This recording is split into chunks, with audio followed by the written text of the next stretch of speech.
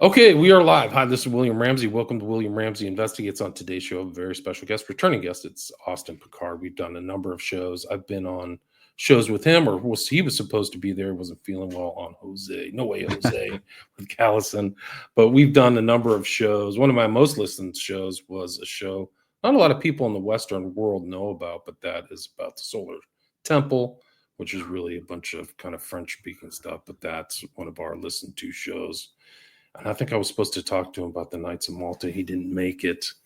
And I think we did another show. I can't remember now offhand, but we have one scheduled to cover Catchers in the Rye or Catcher in the Rye. We're talking the pre-show, which ties into this Mockingbird. This will be Mockingbird Part 4 of just the infiltration of our cognitive reality by these secret societies. It's pervasive. I think it's fair to say the American people are close to slaves, if not full slaves, at least at this point, where they take your tax dollars and grind you down with taxes, at least in 2025, from all angles, and then flat out steal it. It's a kleptocracy. Yep. And then they blame you for being a racist or whatever. So they hit you with the propaganda too, which I think has happened in all slave systems. Absolutely. So I think the American people become slaves in their own country. And it says a lot about the people. It's like, live free or die. It's like live freak or die. And all these things about the tough guy stuff is just a bunch of baloney. Really, the American male is not really that tough. He's gelded and 100%. Weak.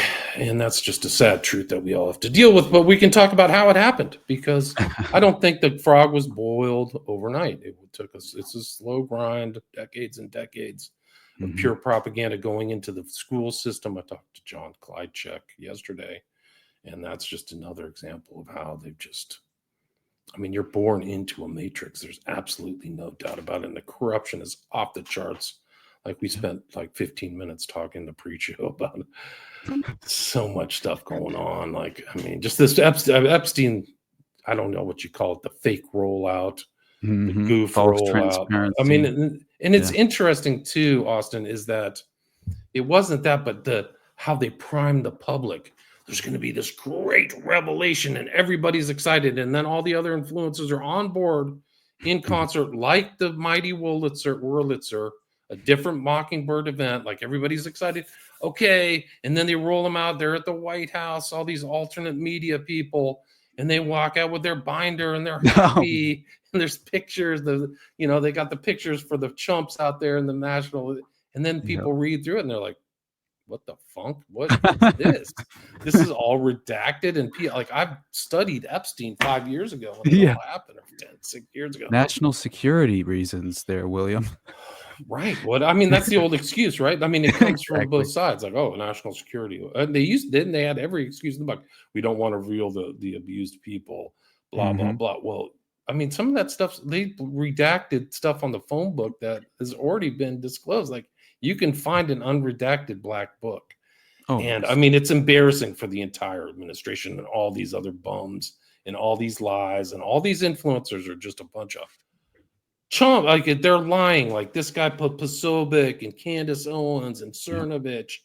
Like, hey, this is the great. I think Posobiec is an intel agent, or was. Oh yeah. And, it seems very much like it. Emily Austin, I believe was like all these influencers are effectively compromised by Israeli interests, right? So they're known to be paid speakers for the ADL. You look into libs of TikTok, all those guys all have shady foreign people. It's all the blackmail. So we send $25 billion to Israel, and then they blackmailed our media. Like, well, you're not free. You're a chump. The American man is a chump. You've been chump for decades in front of your face. It's almost like humiliating, like, hey, smell the glove type stuff. Like, truly. It's so bad. Especially you look at one of the influencers was Emily Austin, right? Who I just mentioned, who had done some speaking for the ADL and has clearly been compromised, right? And apparently was even a TV reporter and Miss Universe judge, repped by the Epstein affiliate Casey Wasserman's company, who is the LA 2028 chairperson, who's pictured alongside Ghislaine Maxwell and Jeffrey Epstein. So he's very obviously compromised. And There's Emily Austin. So that's yep. 13 there. Somebody went through and did a Chaya Raichik, lives of TikTok, full on fake influencer. I've seen her do fake stuff with other people. Yep. It's obviously Cernovich, Rogan O'Handley. Some of these people I don't know. I know. Yeah, I was unaware of a few of these personalities beforehand, but it's mostly because I tend to focus on more credible resources when it kind of boils down to it, I think. Right. I totally agree with you. This one girl, interestingly, Isabel Brown, I didn't know who she was. She works with Charlie Kirk of Turning Point. Somebody online just found her with like a cross of Jerusalem on her arm. She got a tattoo.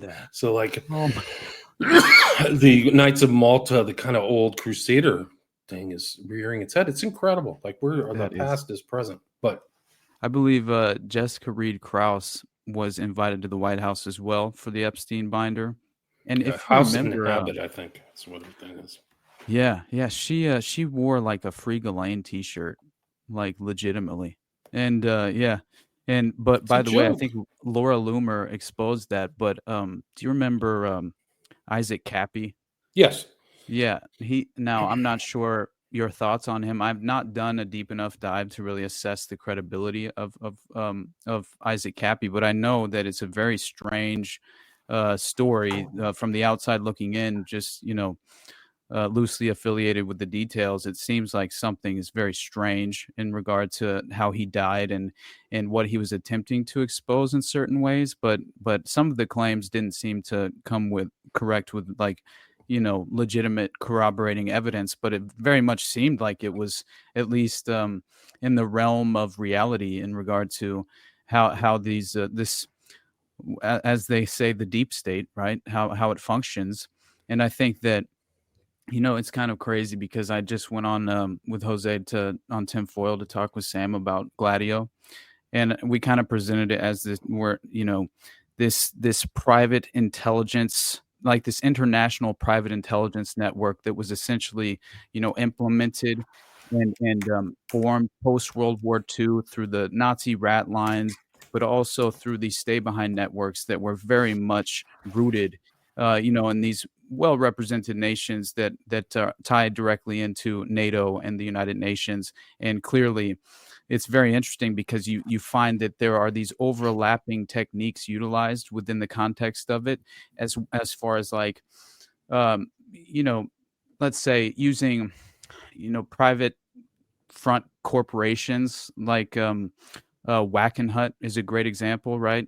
And I was unaware for the longest time that obviously through chaos the CIA was founding and all these various proprietary firms and organizations at the time for plausible deniability purposes, but they were also utilizing these corporate front organizations. And within the context of Gladio, it was directly involved with implementing the Gladio op in various countries domestically, were these corporate front organizations like Wackenhut and Permindex. And I looked up Wackenhut, and man, I was unaware that Wackenhut was actually during the New Orleans District Attorney Jim Garrison's investigation of the JFK assassination. It was Wackenhut that performed detective work for Clay Shaw's defense team and was illegally eavesdropping on Garrison's office. Now, Wackenhut also happened to provide. This is so crazy because it had a. They tie into Danny Casolaro and the Danny Casolaro's Octopus, the Iran-Contra affair, but also they were providing these paramilitary black site training grounds in Belgian Gladio for the Marc Dutroux affair as well. So you have it directly tied into the Front de Legiones and the Westland New Post. And it's absolutely crazy as far as those neo-Nazi paramilitary organizations that were utilized at the time in French and Belgian Gladio and Italian Gladio as well. Oh my God, by the way, I had no understanding that Mother Teresa was potentially a child trafficker. I had no realization that her child care organizations were, apparently she's affiliated, potentially tying back to P2 and Italian Gladio, and was Robert Maxwell was laundering millions of dollars through her organizations. And it's very interesting. She was providing the Vatican Bank like $50 to $100 million per year. Yeah, it's a huge amount of money. Astonishing, man. But the last point I wanted to make, though, is this Wackenhut connection. It's really amazing because you can tie this all the way up to modern day, which this was something I was unaware of until recently, when I was actually covering the Omar Mateen case and the Pulse nightclub shooting. So what I realized when I was doing the Danny Castellero episode on the Promise Software scandal, which ties directly into Epstein, by the way, obviously we know this, as far as even Ghislaine's sister was involved. Christine, right? Yeah. It's absolutely crazy, but her husband as well. But anyway, so during this time, was it Melina with her husband? Christine's husband? I remember his name now, honestly. Because if it's Melina, I'm pretty sure it's Melina because that's the son of the guy who worked with Jack Parsons in the Suicide Squad. Oh my God. I just mentioned that in the Courtney Turner show. Yeah, that is Game amazing. B. Oh yeah, it's a small world, dude. Right. Like literally, the son of Melina, which is a Czech last name, married Ghislaine's sister Christine, and then they're affiliated with the Santa Fe Institute, and we know Epstein had a little off place in Santa Fe, and Dan actually donated to it, and that's a tie to this Game B, which the Weinstein brothers are in. So they're Epstein. They're Epstein. Oh yeah, in the orbit is very fair. Oh, man. I think it's very fair. And Weinstein was, if I remember correctly, Rogan would never ask him that. That's the whole thing, man. Even these alternate media guys, they don't ask any real investigative questions. Not at all. But don't worry, Dan Bongino, he's reminding everyone, Kash Patel and Pam Bondi, they got this under control. Dude, it's like the Keystone Cops, bro. It's crazy. Like we're past a month and just a bunch of cheap talk, man. Wow. Yeah. No kidding. And there's so much criminality and so much stealing. There's hundreds of billions of dollars missing in California alone. There's probably $500 billion. What do you think is going to happen to Karen Bass? They should all be arrested. I mean, they should quit for incompetence, but like, where's the money? Like, there's 125 billion or something crazy in the high-speed rail here. Newsom has a new podcast. Yeah, he's doing a podcast. There's money missing. I think I'll do a podcast. That'll solve it. Oh man, they burned down. There's 250 billion. I mean, this is like not even the human mind cannot comprehend the loss. People would be like, man, I lost $5,000 in my car crash and I lost my car. 5,000, that hurts. But the amount of money lost, they can't comprehend it. So the fires here, the incompetence that caused the fires, they could have done a lot of stuff to prevent the enormity. It was $250 billion in loss distributed out to people who will never get paid back because the insurance left these, the areas because the state wasn't doing the job to protect the environment or doing this stuff that any person can go, wow, there's a lot of brush up on the hill. Maybe somebody should cut that down. It looks like it could be like a tinderbox. Mm-hmm. That never happened. So they lost $250 billion. The houses aren't going to get built back for 5 to 7 years. And nobody's saying they're sorry. No, it's aligning perfectly with Klaus Schwab's vision for Los Angeles 2028, right? And that's another thing with Gaza 2035. Also, was it Myrtle Beach? What is the new fires that are happening recently? Where was it at? Man, I just somebody sent it to me. They have the plans ready to go. They have the for the 15-minute smart city infrastructure being placed. This is the Build Back Better. The Build Back Better is burn it to the ground, scorched earth policy, and then we provide the new infrastructure, whether you like it or not. That's total crap hole. It's this is the theme of enslavement. Yeah. The American people are weak. Stop fooling yourself that you're a tough guy. You've been conned and played for decades. You've lost all your tax money. You can't get a loan for a new house. You're in debt. You can't afford a $500 payment. You're a slave. And they're enslaving. Look what they did to Lahaina. The build back in Lahaina is a joke. They didn't tell. There's no memorial for the 3,000 kids who got incinerated. Their names are lost. They don't give a crap about you. No. They stole the election in 2020. And I don't think Trump, the golden age or the golden boy or whatever, this is still ongoing, man. Yeah, I know, It's and just another con. yeah, and it's very Through interesting. and it's facilitated through this Mockingbird media. Oh, Everything's absolutely. normal. Normalizing total evil is really what But my next show is going to be called "The Normalization of Total Evil" because that's really. Oh wow, that's a great title. Yeah, I find it very interesting though that you mentioned the Weinstein, Eric Weinstein, right? I'm curious to know your thoughts of Ian Carroll going on Rogan because I saw him. I'm very skeptical of this guy. I'm not trying to have any sort of personal attack in any way. I don't know him. I'm willing to talk to almost anyone as long as I can't 100% prove. Honestly, my whole point being is that I've been extremely skeptical from day one as far as his meteoric rise in this alternative media landscape. I don't really quite enjoy the TikTok version of the presentation style of things either. So that's just my personal taste. But I will say I appreciate at least, certain people may be being introduced to these ideas that wouldn't have otherwise been. But the issue is with limited hangouts, isn't that the deliberate, deception behind this technique?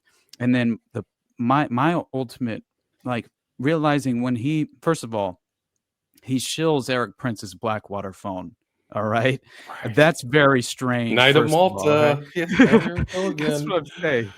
And then you have this inability to acknowledge Peter Thiel and the effect that he very much, if you cannot see the ultimate impact that the Peter Thiel acolytes are having standing tall behind Donald Trump's administration right now, you're not paying attention in my mind, and you're avoiding the ultimate inevitable pivot to the technocratic totalitarian state. I mean, honestly, that's what I'm worried about.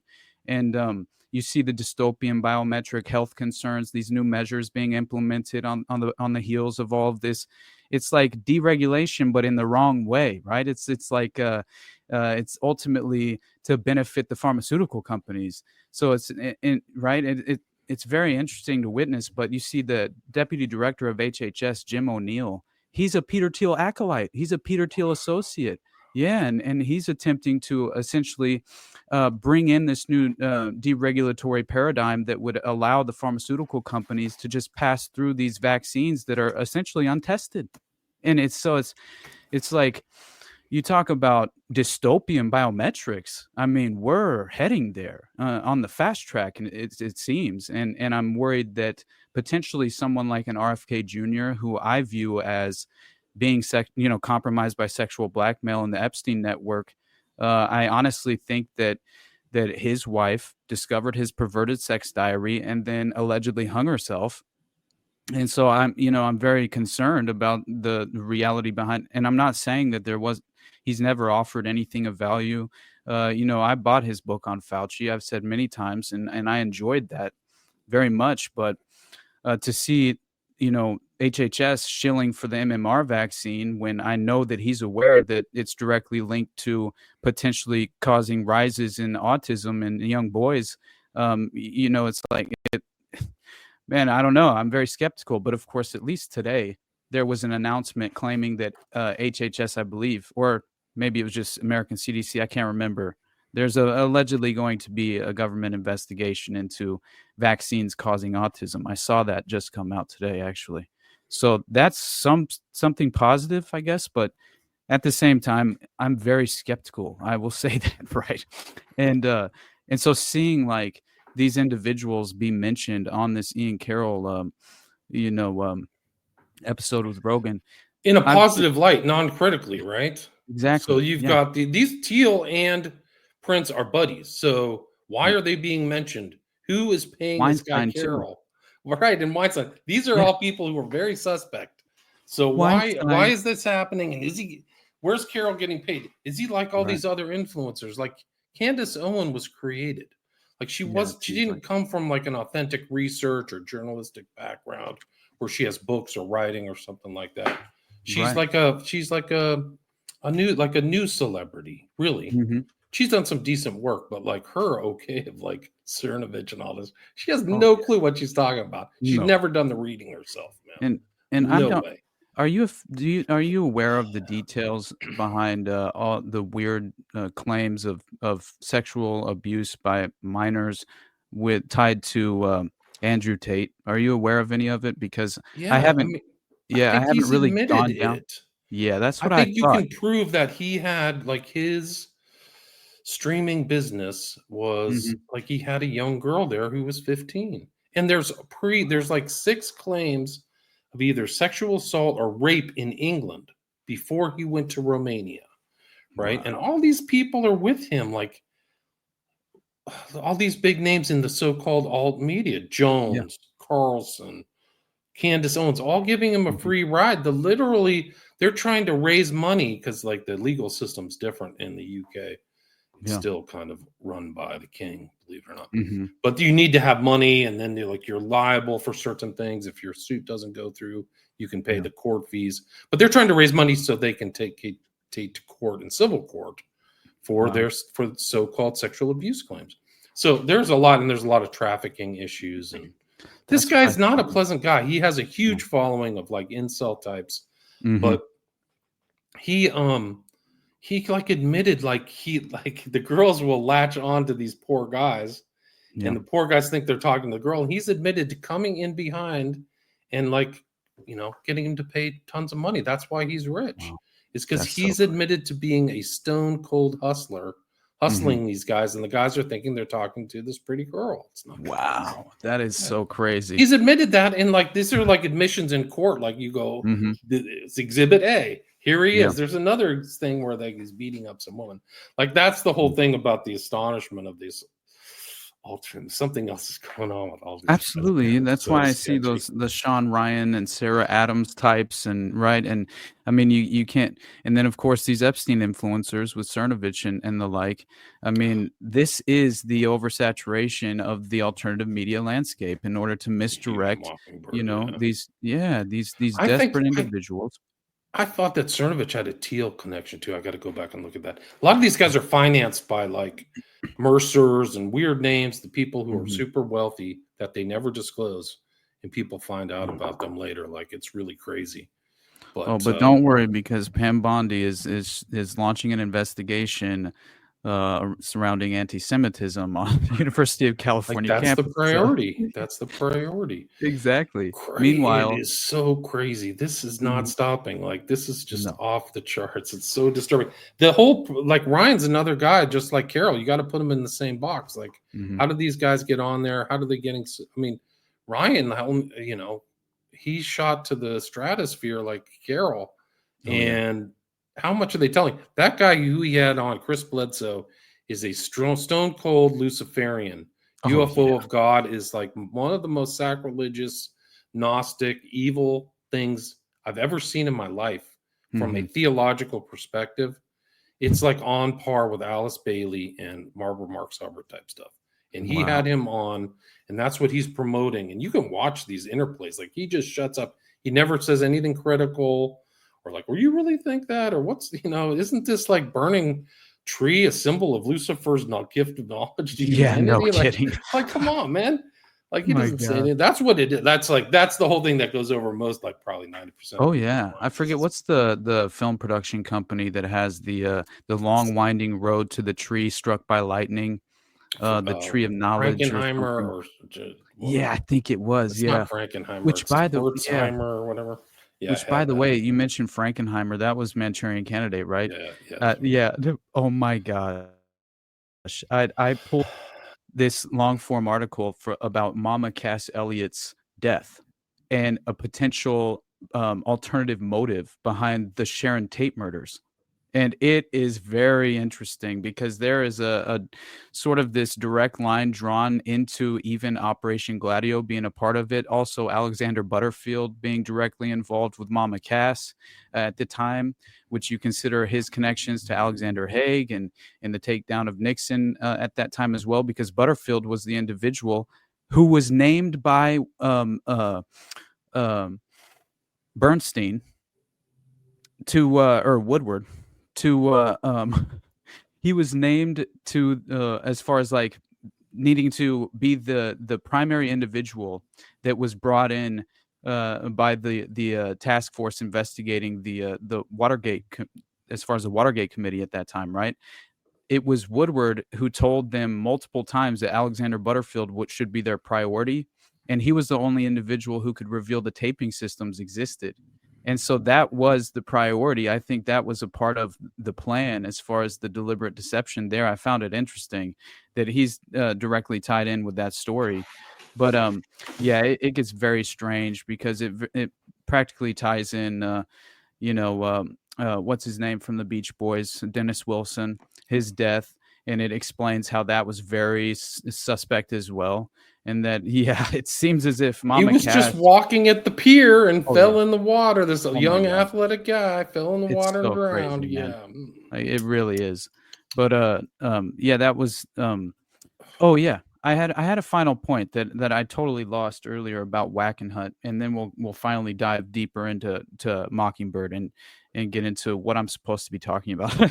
But so this I've found fascinating though, and I know you will as well, because again, Wackenhut tied to providing these paramilitary black sites to train up these neo-Nazi paramilitary organizations to destabilize the political environment domestically within Belgium and France and Italy and all these various areas. And so then it turns out that Wackenhut has a joint venture with the Cabazon Indian Reservation, which I was unaware of until I read about. I think it was called The Last Circle by Sherry Seymour. Wasn't that the name of it? Final Circle, something like that. But it was a very good book. And essentially, it was after around 10 years of the government exploiting the Cabazon Indian Reservation when a few honest sheriff's deputies and grand jurors came together to form this organization that was called Decency in Government. And it proceeded to file a lawsuit against the Attorney General of California, California Governor, and the Director of the FBI for dereliction of duty by knowingly allowing and facilitating drug trafficking and smuggling operations in the area, specifically Central California. So several Indians claimed that they had been forced to participate in some of these criminal actions by local sheriff's deputies, essentially exploiting them as slave labor to produce certain drugs. Operatives were flying small planes into the area using the reservation to smuggle in these drugs from Latin America. At the time, part of it was cocaine being grown in Peru, apparently, and then being processed in Colombia, which was subsequently distributed out of Costa Rica. And they were even flying in Mexican nationals to produce and cook meth on this reservation in California. That's what the CIA was doing.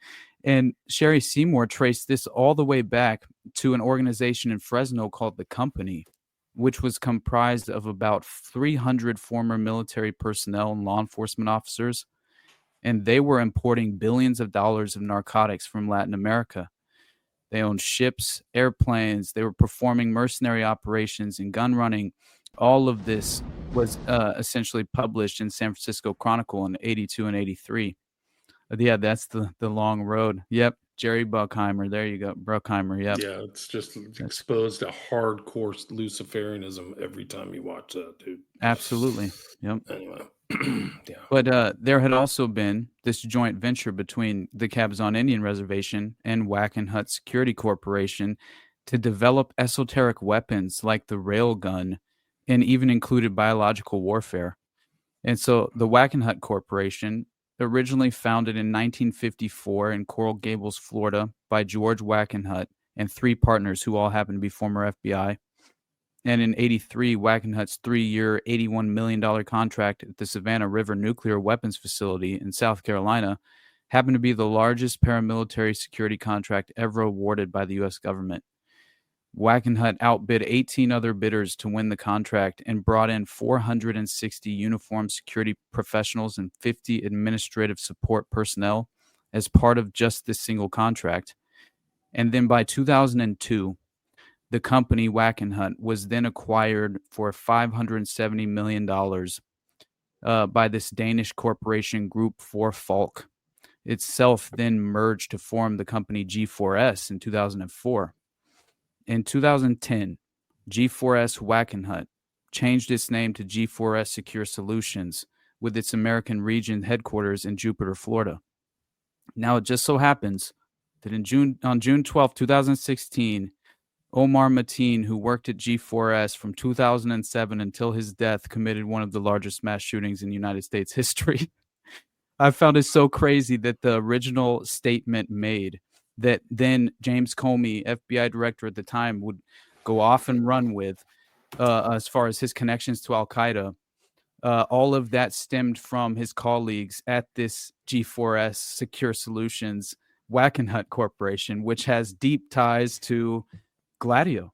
I mean, that's directly what it stems from, was being a corporate front for the CIA to facilitate the Gladio network. And so to me, that perfectly draws into place modern destabilization tactics and methods that are exactly that of, let's say what they were performing in Belgium at the time through their Gladio ops, which were just flat out mass shootings, or, they would just, in essence, they were targeted assassinations as well, because they were, layered operations. But it's very interesting to me that you would find this direct through line from Wackenhut to Tro, Cabazon to Omar Mateen, right? It's unbelievable. It's fascinating stuff, especially you look at the chronology of Gladio itself, and man, it starts to seem as if Paul Williams' book, right? The Operation Gladio, the Unholy Alliance. Yeah, I've seen it. It's a picture of it, like a kind of semi-famous picture of the sword on the cover, right? Yep, exactly. Yeah. And the way he lays it out, there's the chronological order that almost puts it in the terms of, I heard someone actually put in these terms, that the CIA was potentially originally founded with a priority to manage the Gladio network, because the timing of it is perfect as far as, and again, that kind of like implicates this clandestine international private intelligence network that really seems to have facilitated them, this modern system, the way it's currently structured, right? In many ways, with the economic hitmen and the various different techniques to infiltrate and embed themselves within each industry, and redirect it to their own benefit in every way as well. Like, it reminds me of the president of Belarus going public and claiming the IMF and the World Bank, targeted him with bribes and were attempting to bribe him with like $900 million or something like that to implement dystopian COVID policies. And when he refused and went public and blew the whistle, it just so happened that an NGO, the NGO complex, the Western NGO complex, infiltrated his country domestically and attempted a coup d'etat, a violent overthrow. So, and again, that falls perfectly in line with the geopolitical framework of things, because Belarus is directly next to Ukraine. So So all kinds of strange stuff going there. Romania's in the news. Fascinating. The guy who actually won the election, they like flipped it. Like, it's really incredible. These kind of third-party NGO things are like exercising power beyond the power of the state. Yeah. They are really stand-ins for the state, but still. Oh, yeah. I've never been so happy watching Samantha Power with her crocodile tears talking about losing her position. Yeah, her husband is freaking Cass Sunstein. I know, man. And then you have Victoria Nuland and her husband's Robert Kagan. Like, these are like the couples from hell. They filled so many cemeteries without. Like, these are really war criminals. Like, they caused war that have murdered millions of people. They're behind it all. And will they ever? There should be like a Nuremberg trial for them. Oh, yeah. It's never going to even be brought up. Like, we're just going to move forward, just like we always do. Move forward from these mass murders. I know. Crazy. Like, there's no justice. Have you, by the way, I guess I should just briefly, I saw you had you were talking about Aldous Huxley recently. Yeah, I had Krychek. I did a show in 2022 with Krychek about Brave New World. So. I'm going to have to listen to that, because I just saw it recently, and it spurred my memory of when I covered the False Memory Syndrome Foundation, and how they infiltrated, clearly they infiltrated all these very scandalous, some of the most, extraordinary cases in recent memory, like Mick Martin is one of them, and Patty Hearst is another. right? You have all, and there the false memory syndrome executive board is entirely oversaturated with MK Ultra operatives, right? Like Jolly West is on it. There's so many different individuals that are Stinger, like just like a rogues gallery of really sus absolutely. people. Yeah. But I began that episode with the Aldous Huxley statement of one believes things because one has been conditioned to believe them. The nature of psychological compulsion is such that those who act under constraint remain under the impression that they are acting on their own initiative. The victim of mind manipulation does not know that he is a victim. To him, the walls of his prison are invisible, and he believes himself to be free. That he is not free is apparent only to other people. His servitude is strictly objective. And I always, that resonated with me for the longest time. And it was the way that I introduced sort of the concept of, kind of one nation under Stockholm syndrome, right? Taken hostage and entirely consumed with defending our captors. Like that's basically what has taken place. And we're all Manchurian candidates now, like at this point, right? I think so. I don't think there's any doubt. Watch this. You think that this false memory is something in the past? This was a presentation at the World Economic Forum this year, 2025. Seeing that person commit the crime, even though that person's utterly innocent, that it becomes a planted memory. And so there's some really interesting research that we can plant false memories in the brain. And in a different context, one of the emerging areas that's really interesting in law neuroscience is pain detection. And once we understand the circuitries that cause pain, I guess the question is, could we then instill pain and use that in many coercive measures in the legal system as well? Wow. So. Wow, that's amazing. Did you want to add anything? That's amazing. Yeah, it's amazing. They're like, these are like the sociopathic response. Instead of saying, that's terrifying, Jane, holy smokes, what if some evil person gets that in their mind to do this? Instead, it's like, wow, that's amazing. Take a note. Like this is what we're dealing with, man. Mm-hmm. No doubt in my mind. And you consider these big tech oligarchs we're speaking of, right, with Thiel and the like, represented by his network or the PayPal mafia, which of course includes Elon and JD Vance, who these guys seemingly represent this new techno-fascist ideological framework of total information awareness. Right, or the rise of the new right and the totalitarian technocratic state that this is my ultimate fear, and that's why Operation Cyber Polygon, you combine that with Klaus Schwab's warning of an impending cyber pandemic, which will make COVID pale in comparison. He says it's at least worth being aware of, obviously. And especially when you consider the CrowdStrike outage that happened, and if you tie that with, you combine that with the cyber attacks on online digital banking services, and even when the Internet Archive went down as well, right? Every time it goes down, it gets hacked or whatever they claim, goes offline for a period of time, it inevitably reemerges with the significant information missing. Memory hold, down the Orwellian memory hole once again, right? I mean, that's clearly what it seems like to me.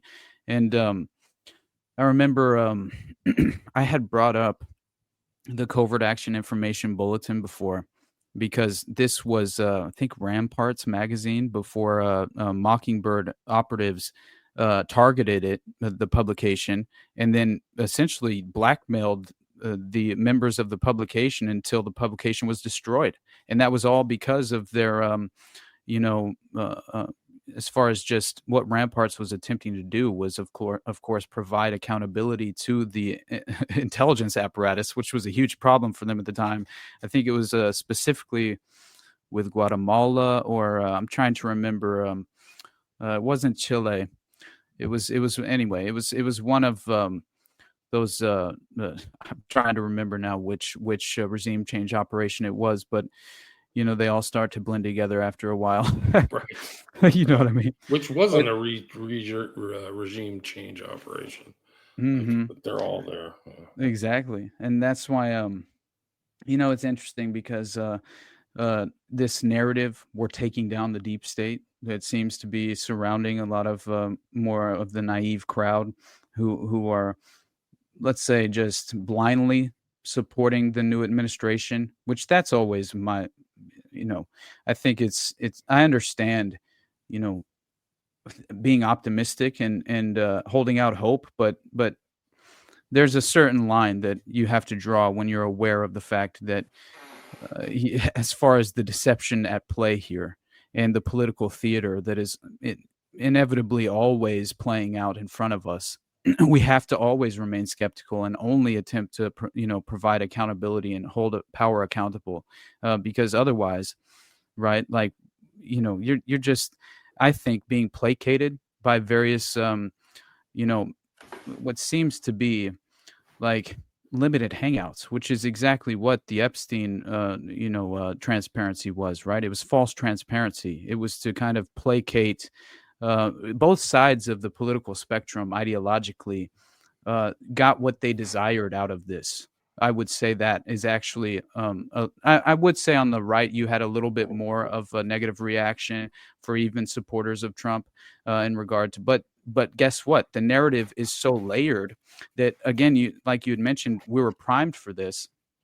What did Alex Jones and the like kind of run with as far as, oh, well, it's the big bad FBI and members within the FBI who hate Trump, who are you know what I mean? Some excuse, like some murky deep state is responsible. It couldn't be us bungling this. Exactly. Like, well, they didn't give us the secret files. Now we're going to go fire somebody. Like, where is it at? Why hasn't that happened? Like, just drive over there and get it. The FBI is literally down the street from the White House. Yeah, exactly, man. And that is my, really, like, what drives me, I would say frustrates me the most, because again, like we mentioned this false transparency. Look at what just happened with the Seth Rich documents and files and records being withheld by the DOJ. They're supposed to come out in 3 days, and now we're already being told that this clearly those records will all be withheld from the public. And in my mind, instantly, this is the Pizzagate cover-up in play, in action, in real time. And no one's aware of that because they don't know of Seth Rich's connection to Pizzagate and the Podesta emails and the Podesta leaks. And at least most people should be aware of this, but it unfortunately doesn't seem to make it in the context as often as it should when in regard to Pizzagate. It's been memory old. The whole statements, like, you almost can't even find the statements where this guy from Europe asks Julian Assange, is Seth Rich your source? And he kind of tacitly says yes without saying it. He's like, well, yeah, exactly. Yeah, that's gone. Like, they had to get rid of Julian Assange. Oh, definitely. Drive him crazy and all that stuff. Yeah, and I think I think he was, I mean, in retrospect, it's easy to say this, but he was naive to think that they weren't going to pull out all the stops to get him after he did that. Yeah. 100%. And Seymour Hersh, I heard a leaked phone call of him. He didn't know he was being recorded, but it was kind of a hilarious conversation. I think I put it in my episode as a clip when I covered Pizzagate during the Seth Rich portion, because he implicates Seth Rich as having created these various safeguards and putting them in place. And he wasn't the dumbest guy when he used the thumb drive to grab as many basically grab as many files as he could. He just threw out a wide net and then hoped he got as much damning, files as possible. At least that's what it seems. But as he went through them, it apparently he was shopping these files, and so Seymour Hersh was under the impression that other people were they had possession of these files at the time as well. Yeah, and that the service revolver that was used to kill Seth Rich, and they claimed it was a robbery gone wrong when nothing was actually stolen from his body. His wallet, his phone, an expensive watch, is my understanding. Watch, yeah. His dad's like, "What the hell?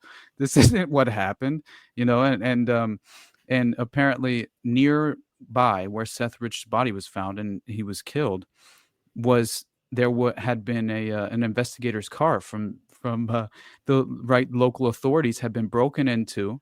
The car had been stolen. and the service pistol had gone missing, and it just so happened to be the exact same issue that killed Seth Rich.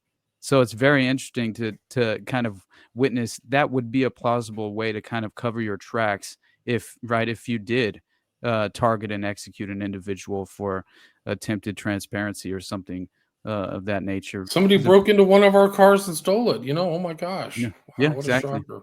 Yeah. So, oh my God, a thief must have. I mean, the whole thing is just Yeah, crazy. exactly, man. It's such baloney. I mean, these are embarrassing type things, but those documents, a lot of people don't get. Pizzagate is the Podesta emails. That's what it is. God, yeah. And people Did have you to hear, go back through it again because there's a lot of other very dark actors who were in those Pizzagate files that people didn't know at the time, like Maya Harris, who's the sister of Kamala Harris, is in That some is of so those. crazy to me.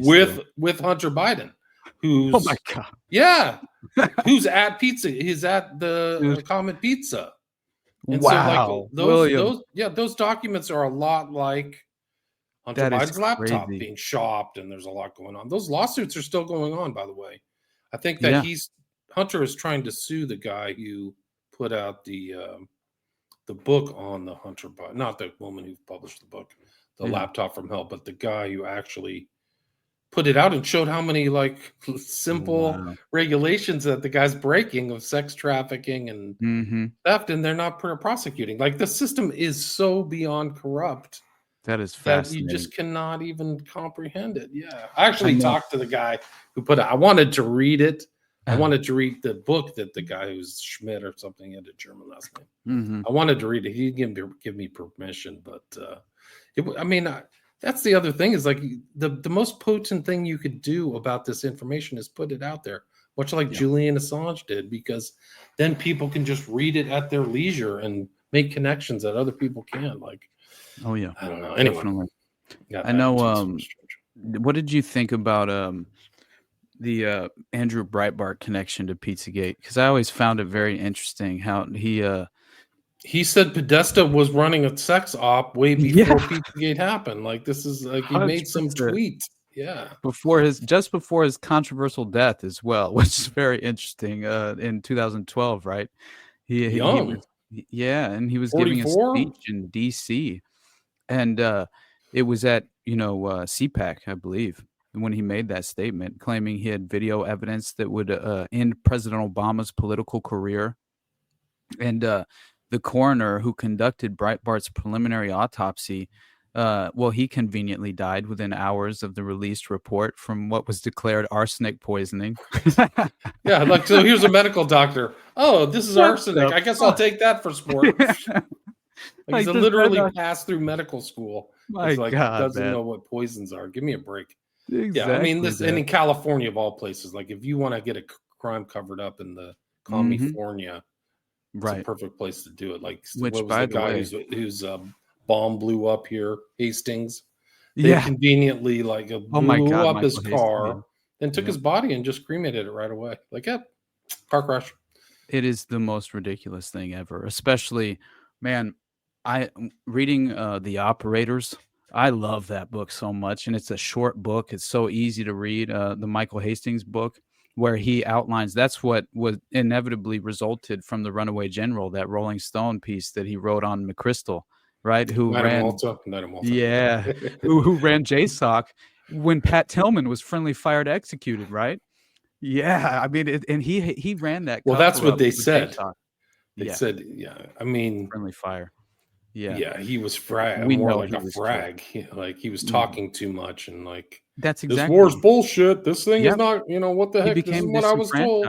Yeah, and he wasn't at all the impression he was under before he left, and he was hoorah convinced, that the freedom fries narrative sort of thing, right? And then he gets there and discovers that the reality is far worse and far more disturbing, and then begins to use his own personality and larger than life personality as far as just being an NFL player. That alone, he was a damn good NFL player too. So his name carried weight, and I think that draws you even as far as you become more of a target if you have some sort of right? Namesake that can kind of carry weight with the allegations you're making.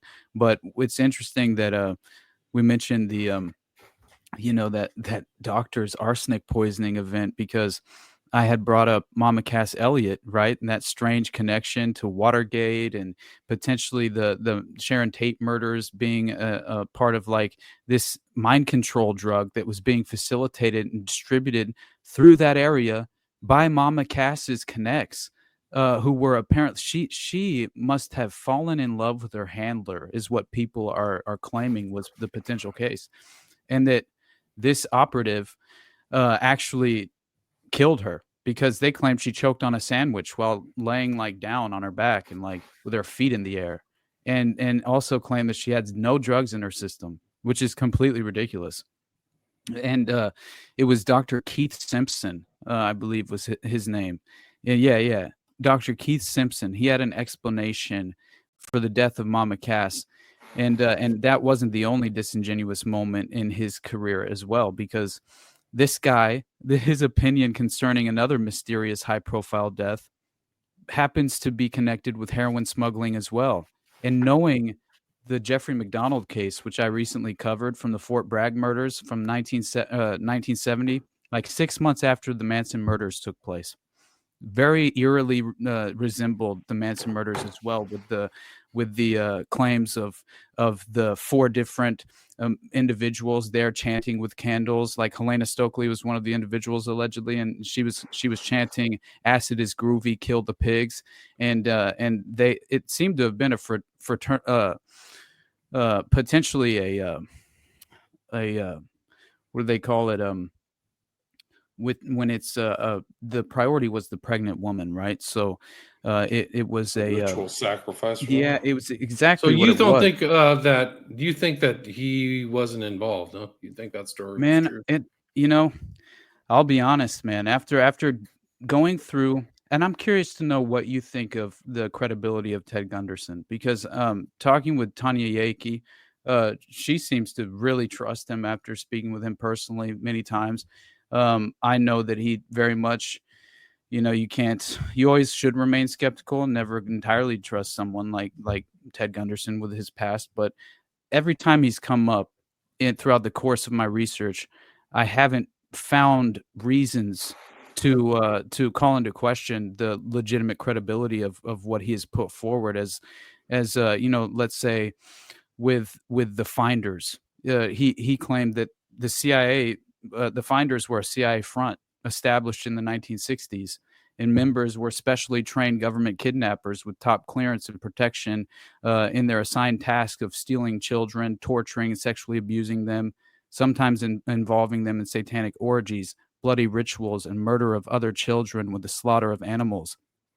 He kind of made his namesake as far as in the private sector when he created his private investigating firm after he retired from the bureau, which he apparently ran the LA field office for a time, I think is what he had done. But anyway, what I find very interesting is his whole claims with Prince Beasley, this investigator, local Fayetteville, North Carolina investigator, narcotics division at the time of the Fort Bragg case, who his informant, one of his criminal informants, was Helena Stokely.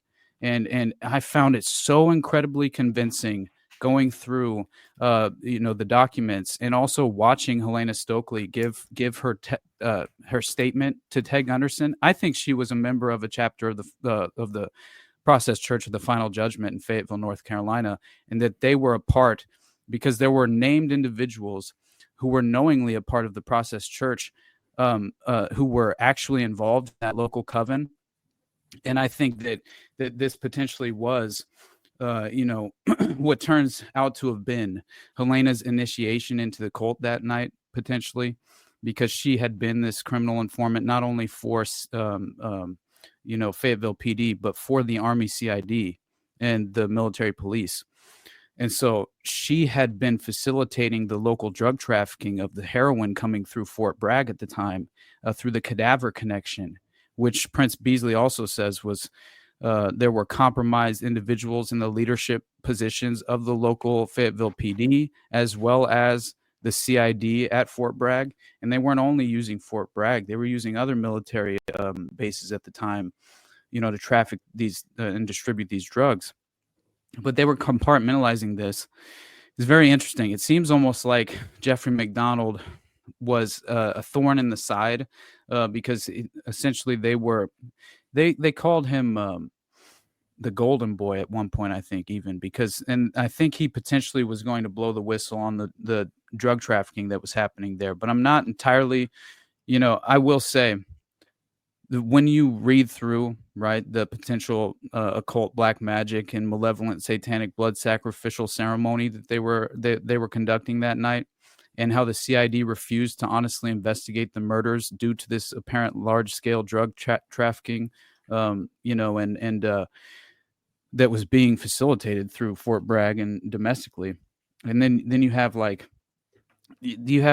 essentially the Black Cult was one of, and the Children of Light was named as well.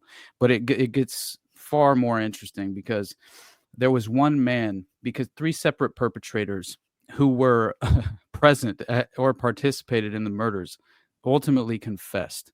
And then you have a FOIA document which revealed that the FBI had obtained a confession from Kathy Perry, Greg Mitchell, and Helena Stokely, who were all allegedly in the McDonald home that night of the killings of Colette McDonald, who was a pregnant woman at the time, and then also who was allegedly the priority. And then his 5-year-old daughter, and I think the other one was 2.5 and 5.5. And so it's very interesting because Helena Stokely, she absolutely refused to identify one man who was only referred to as Wizard, with 2 Z's. And she consistently claimed to not know his name. But Wizard's name was discovered to be Francis Winterbourne, a known member of the Process Church of the Final Judgment. And apparently she had just been initiated into the inner circle of the 13 members. And you look at the victim witness accounts not victim witness account, but the witness accounts of seeing Helena Stokely. They call her the Stokely witnesses.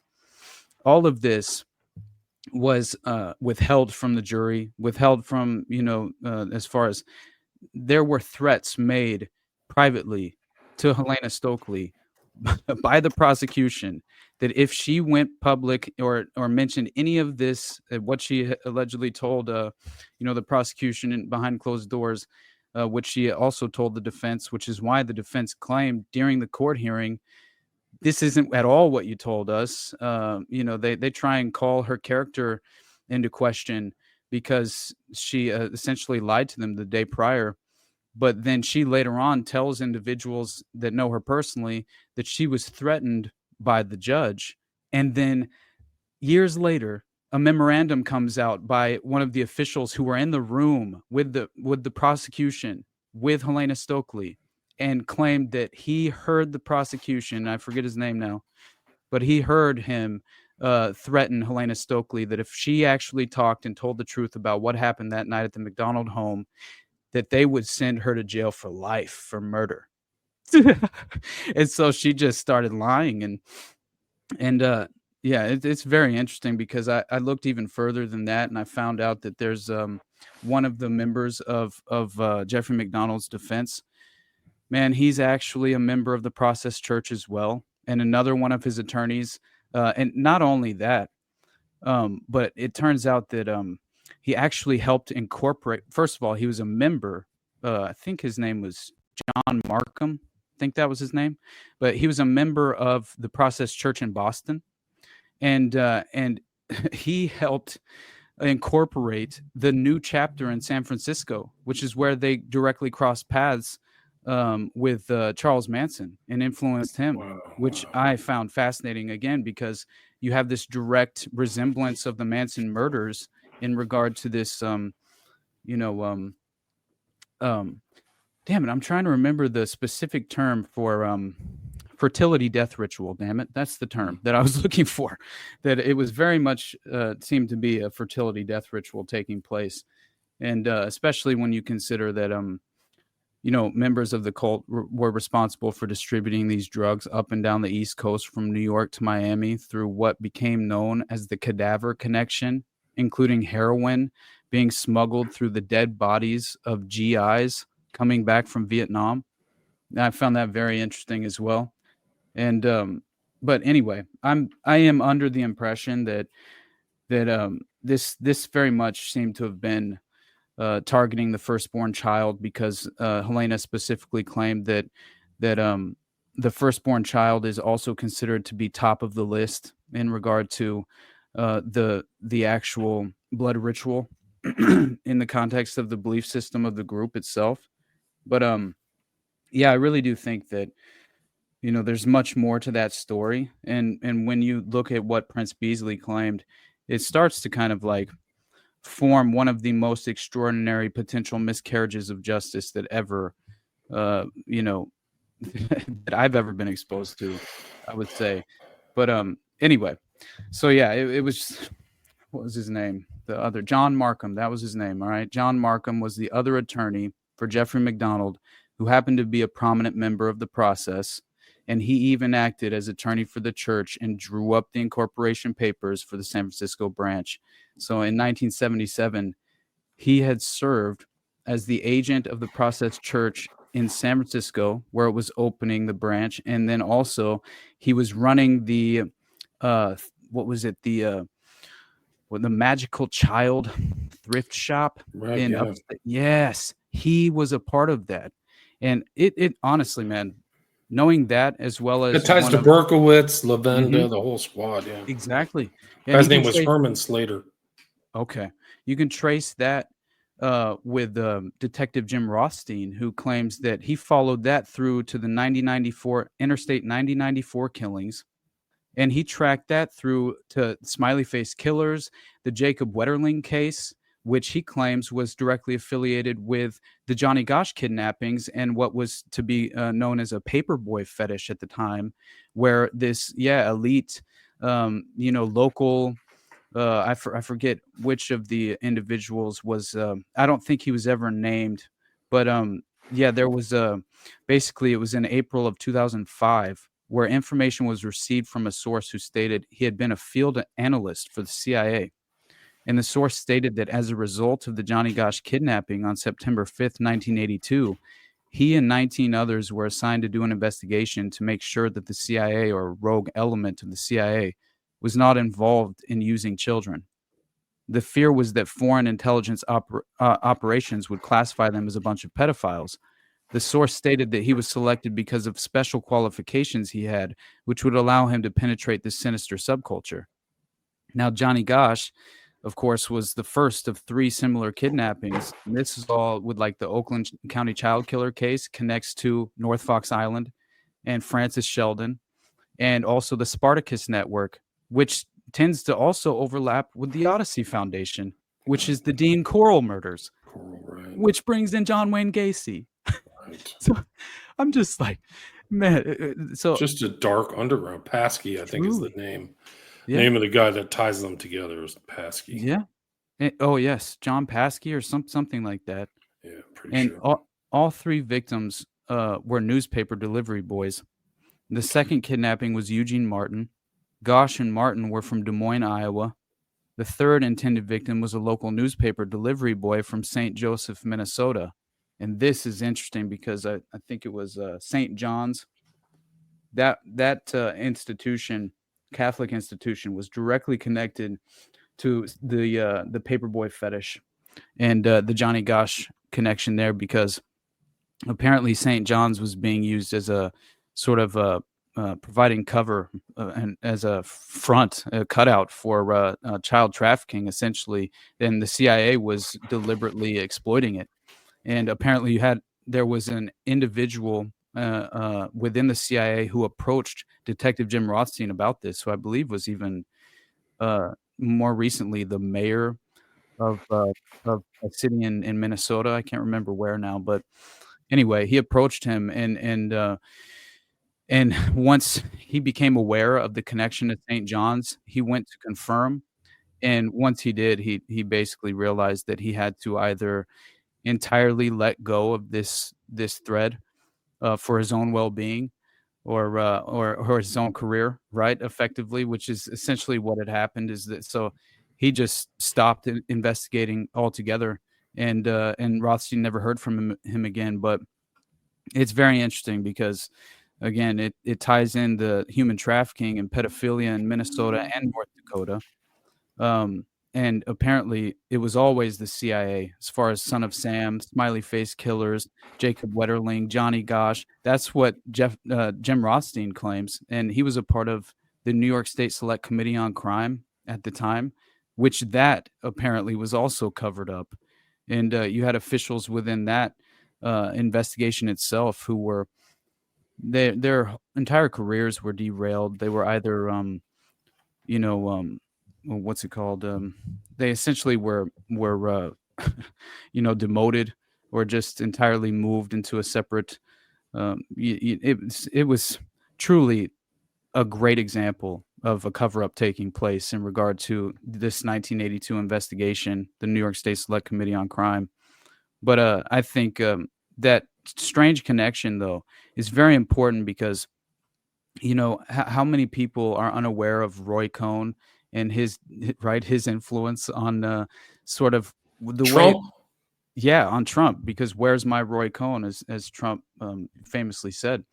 But what I found interesting is researching the Epstein network, tying that back to the Jewish mob and Meyer Lansky and the Brofmans and how the Brofmans effectively married into the Rothschild family. And you really come to find out that it seems as if it honestly seems as if Roy Cohn and his network of human compromise at the time, which he was 100%. He was using little boys for sexual blackmail, and that's been proven over time as well. Wasn't it called like the UN boy scandal or something like that? Oh, man.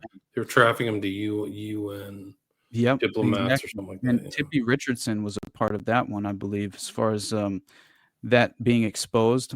Tippy Richardson and Detective James Rothstein again, which he came in. He intervened when Frank Sturgis was attempting to execute Marita Lorenz. I always found that interesting because apparently James Rothstein has a background in military and intelligence, and he was on the intelligence vessel that was sent down off the coast of Cuba during the Bay of Pigs. So he had a direct connection to Frank Sturgis, and Sturgis said, you wouldn't have known the name of that intelligence vessel unless you were on it. And so he gained his trust, and then they had like a couple of hours of a conversation, and Rothstein's superiors gave him a beer, sat him down, and said, you can't use any of it. Frank Sturgis is going to get out of this. That's legitimately what they told him, which is very strange. But Frank Sturgis had mentioned to him that apparently Watergate wasn't just about sexual blackmail either, with Heidi Reichen and the White House call girl, but it was also potentially about pedophilia and a compromised list of pedophiles from local DC officials as well, and then other diplomats and things of that nature. But anyway, so Rothstein, his attempts to arrest key perpetrators were thwarted by government officials every step of the way. He was entirely disenfranchised by the end of it all, and I find it very interesting hearing his personal account on what they do to journalists who won't back down when it comes to continuing to investigate and attempting to hold power accountable in regard to these networks of abuse. And so he says the choice example is when he served the head of the CIA's human compromise operation, Tippy Richardson. According to pedophile-turned-police informant Ben Rose in November 1971, Tippy Richardson, businessman Leonard Stewart from OPEC, Organization of Petroleum Exporting Countries, and a surgeon named Dr. Chesky, raped and murdered 3 boys aged 14 to 15 in Rose's apartment on East 64th Street in New York City. The New York State Select Committee on Crime subsequently served subpoenas on both Tippy Richardson and Leonard Stewart. When served, Richardson said that because he worked for the CIA, the subpoena would be withdrawn under the National Security Act by the time Rothstein and his colleague returned to their offices. And it was. Like, how fascinating is that? Yeah. And Ben Rhodes' cooperation with investigators because of that. Many of the rumors and information under investigation seem to have been verified, and he informed the New York City detectives that in November of 71, 3 boys, ages 14 to 15 years old, had been sexually abused and then murdered in his apartment on East 64th Street by 3 men he identified as a surgeon named Dr. Chesky, the OPEC businessman Leonard Stewart, and CIA operative Tippy Richardson. The bodies were then transported to Connecticut by car and then buried on a farm. Under the GAFF investigation, these murders were to be assigned to other investigators in the New York City Police Department, but then disappeared in the hierarchy of the department. A second investigation conducted in the mid-1970s by the police department, during which 13 homicides, plus the murder of these 14, 15-year-old boys at Ben Rose's apartment, were investigated under the code name Operation Together. This investigation was under the command of Deputy Inspector John Collin. At a critical point in this investigation, it was stopped. Inspector Collin was demoted and forced into retirement. The third investigation was done by the New York State Select Committee on Crime. This committee served subpoenas on both Leonard Stewart and Tippy Richardson. When Tippy Richardson was served with the subpoena and questioned by the detectives, again, he informed them that because he worked for the CIA, the subpoena would be quashed, invoking national security, and he was correct because before the detectives returned to their offices, the subpoena was withdrawn. During that investigation, the New York State Select Committee on Crime, information was received that Roy Cohn, famed attorney who represented Senator Joe McCarthy at the notorious McCarthy hearings, which apparently he was involved in the takedown of McCarthy along with Roger Stone, which I found interesting, helped in covering up the murder and the disposal of the young boys' bodies. When Cohn was questioned about the murder of the 3, 14, 15-year-old boys at Ben Rose's apartment, he stated that he was aware of what had happened, but would comment no further. Information circulating at the time was that Cohn was often used to compromise people, and if situations such as those described by Rose occurred, Cohn would take care of them. Rose also supplied information as to the methamphetamine sales in juice bars owned by organized crime. These bars served as meeting places for child prostitutes, pedophiles, and various pedophile rings. The investigation into that activity was again buried in the hierarchy of the police department and not investigated. Former NYPD detective and ex-head of the department's Human Trafficking and Vice-Related Crimes Division, Jim Rothstein, tells John DeCamp, the former Nebraska state senator who investigated the Franklin cover-up, a government-connected child sex ring, of course, in Omaha, Nebraska, but he tells him that Cohn had admitted to being part of a sexual blackmail operation targeting politicians with child prostitutes during a sit-down interview with the former detective. Rothstein told DeCamp the following about Cohn. Cohn's job was to run the little boys. Say you had an admiral, a general, a congressman who did not want to go along with the program. Cohn's job was to set them up, and they would go along. Cohn told me that himself. Rothstein later said to Paul David Collins, a former journalist turned researcher, that Cohn had also identified this sexual blackmail operation as apparently being a part of the anti-communist crusade at the time. The fact that Cohn, per Rothstein's recollection, stated that the child sex blackmail ring was part of the government-sponsored anti-communist crusade suggests that elements of the government, including Hoover's FBI, may have obviously been connected at a much broader level than Hoover's own personal involvement. And to me, that fits perfectly with the fact that it seems as if, like with One Nation Under Blackmail and those connections back to the Meyer Lansky criminal syndicate and the Jewish mob with the Brofmans, like what it almost seems as if is that it was Roy Cohn was a part of this network with human compromise, sexually blackmailing politicians. It was then effectively passed off to potentially what seems to have been aspects within the Finders organization and the Franklin as well, which apparently overlap because that comes up within Air America being involved with the Finders, right? which is very strange. How Air America is then passed off to Wexner and Epstein. Right, that's right. Yeah. They're moving that's stuff through Ohio, if I remember correctly. Exactly. I got to wrap it up. I got to run. Where can people find your man. stuff, Austin? Sounds good, William. I'm sorry. We basically didn't even talk Mockingbird today. We pretty we much didn't. just No, we talked didn't. about everything. Where can else. people find your research? I mean, you've done stuff on the McDonald case. Yep. Some other stuff. Why don't you? Yeah. So basically, links. at the Underclass Podcast, pretty much anywhere you can find it as far as any platform for the most part. I would say the best places to support me are through Patreon. Definitely would be the best place to support me because as of now, I have my show, the Underclass Podcast, and I also have Already Dead every Tuesday at 9:30 Eastern time, and that's with Jose Galison from No Way Jose. And also, we both are doing a morning show together right now where I'm not always there, but I'll drop in when I can, and I'll run it whenever he can't.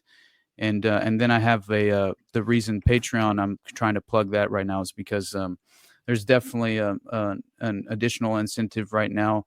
I have a show behind the paywall that's exclusive to paid members only, and it's called Whatever This Is. And I've been doing that with Brad Binkley from the Propaganda Report and Sam Tripoli, actually. So Cool. That's been really a lot of fun. But man, I had so much ready to go for Mockingbird, William. Well, I am really sorry, man. I just next to honestly, part 5. Next to part 5. we were gonna All have right, to. man. I got to run. Peace. Okay, brother. Have All a right, great day, man. You too. Take care.